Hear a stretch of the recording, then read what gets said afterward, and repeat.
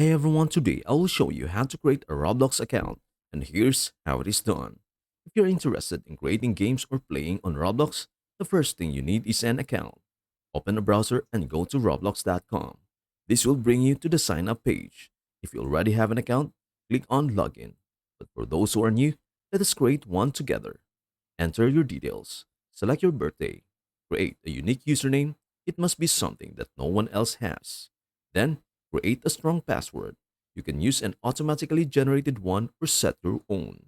Just make sure you remember it for future logins on another devices like your phone or Xbox. Select your gender, optional, and click sign up. Save your password, only if you are on a personal device. After this, you'll be logged into your new Roblox account. Now that you're in, you can start customizing your account.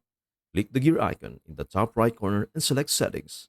Here, you can change your display name, update your password, adjust language preferences, or even link your social networks. And that is everything you need to know about how to create a Roblox account. Before we end, may I humbly ask you a favor? Please do like, share, and subscribe to our channel. This means the world to us. Thank you so much for watching. We hope to see you in our next video.